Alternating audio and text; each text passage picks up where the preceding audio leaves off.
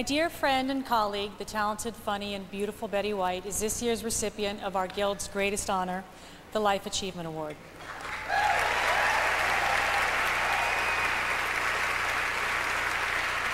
I hear you.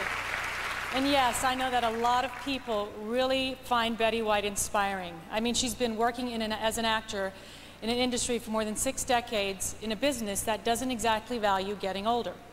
There's a lot to admire. Me, I find Betty White annoying. I'm sorry. It's true. Betty, you make me feel bad about myself. You make me feel like a slacker. I mean, this woman has acted and produced and helped write her first sitcom in the 1950s, and she won an Emmy for it. She starred in 4 different television shows called The Betty White Show. 4. Most people, they'd stop naming shows after themselves after the 3rd one. Not Betty. First 3 Betty White shows didn't work out. She doesn't care. Betty says, damn it, we're trying this again. In the 70s, she's Sue Ann Nivens on The Mary Tyler Moore Show, Emmy. In the 80s, she's Rose Nyland on The Golden Girls, Emmy. And for the last 20-odd years, she's been in a dozen movies, worked as a special guest on every single television show that has ever aired. For every appearance she's been nominated for, you guessed it, an Emmy. And let's not forget her nearly lifelong fight to improve animal health and welfare. Well, it all adds up to one seriously annoying, some would say extraordinary person. Her radiant optimism and caring and kindness are legendary in our business, and to those who doubt that God has a sense of humor, there is irrefutable evidence to the contrary. He gave us an actor named Betty White.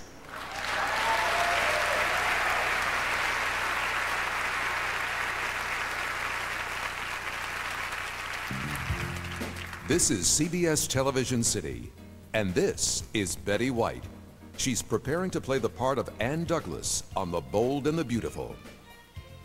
Whether it's TV or film, Betty is one of our busiest actors, and it's pretty much been that way for over 65 years.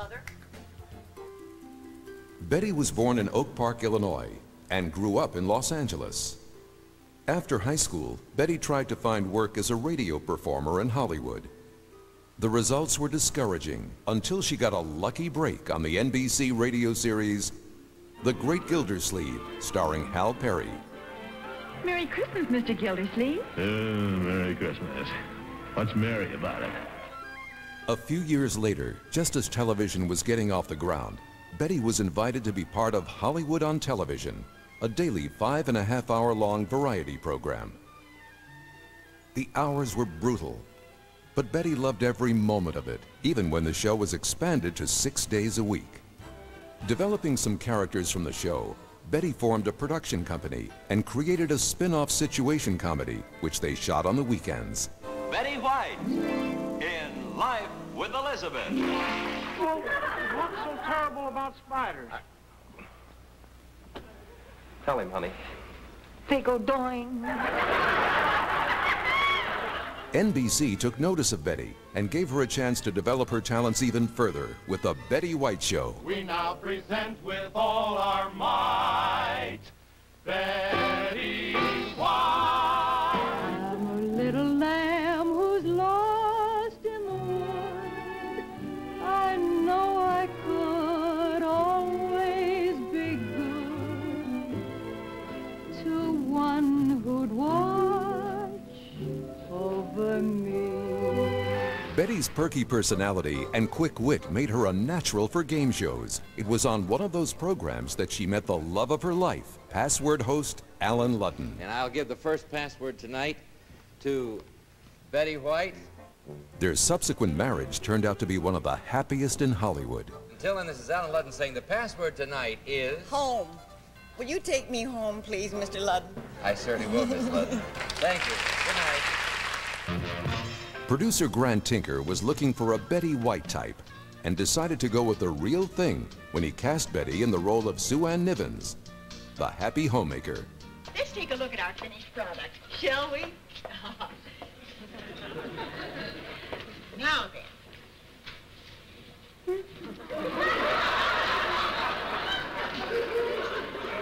Oh, surely that isn't how a strawberry swirl is supposed to look. Is it? Teaming up with Rue McClanahan, B. Arthur, and Estelle Getty, Betty found even further success with the long-running hit series, The Golden Girls. You know something? We are really lucky that we found a doctor who makes house calls. I know. When I was growing up in Minnesota, the doctor made house calls all the time. For us and the livestock. You and the animals had the same doctor? Sure. It worked out fine. Until the doctor started drinking hog liniment and tried to neuter the Swenson brothers. Betty showed an interesting side of her comedic talents in shows like Boston Legal. I had befriended a man, Bernard Farian, a seemingly benign little person who had killed both his mother and neighbor. Bernard, you seriously don't think he'd ever kill again, do you? Well, I became horrified, I suppose, at the prospect of Bernard taking more human life. And? I killed him. Better? Betty has always had a love of animals, and they've appeared frequently in her shows, beginning with the earliest days of her career. She later had her own TV series that featured guest celebrities and their pets. Do you know, if I was as pretty as this lady is here, and if my name were Daisy June, do you know to whom I'd belong? I'd belong to our very special guest, Doris Day. Hello, Doris.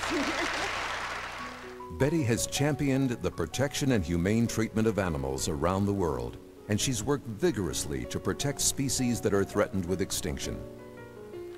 For her efforts, Betty was recently honored by the Jane Goodall Institute for a lifetime of service to animal causes. Follow and learn. Betty recently played a major role in the box office hit The Proposal as Grandma Annie. Wow, incredible. Maybe a tad loose in certain areas, but otherwise... Oh, sorry. I'm a bit chesty to begin with, and I happen to be knocked up when I wore this. Oh, let's see if we can find your boobs. They're in there somewhere. Oh, there they are. Yes. It's like an Easter egg. Throughout her career, Betty has proven herself successful in just about every facet of the entertainment industry. She warms the hearts of everyone she works with and infuses her own special energy in every part she plays. She's an incredibly special lady. No wonder everybody loves Betty.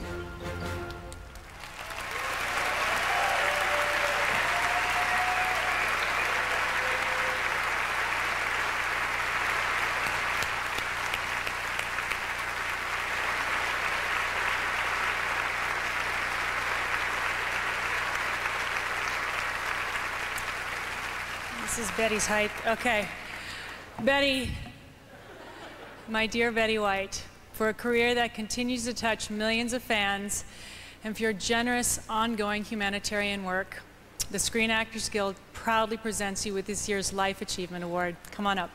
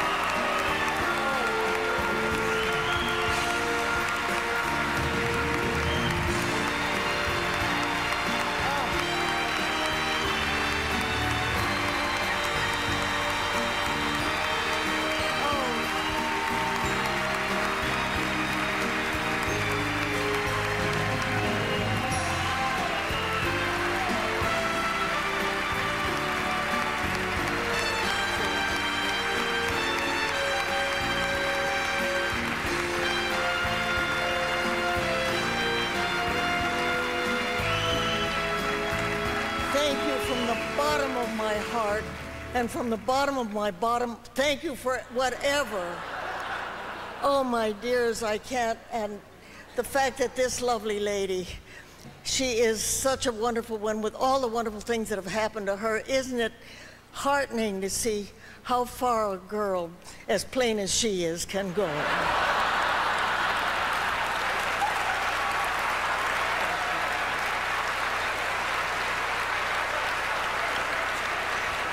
71 years ago, when I sang on an experiment thing that was called television, who would have dreamed it would culminate in an evening like this? I should be presenting an award to you for the privilege of working in this wonderful business all this time. And you still can't get rid of me. Only 88 last Sunday, so I've got lots more stuff to do.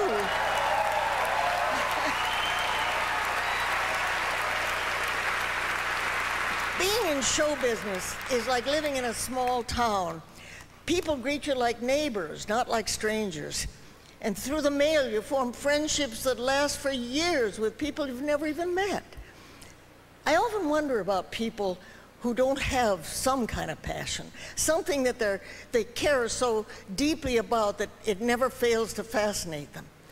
How lucky can I be to have two such passions, show business and animals.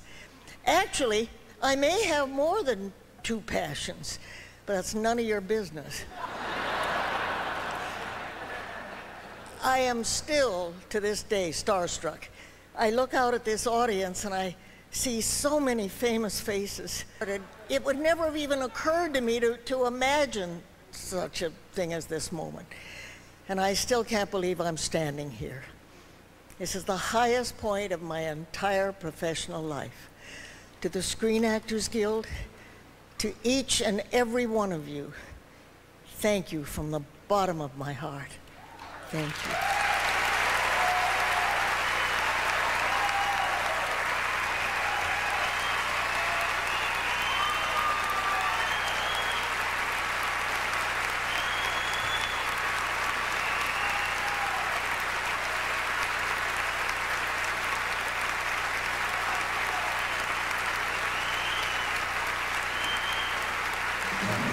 When we return, Anna Kendrick, Stanley Tucci, and Sigourney Weaver with a special in memoriam tribute.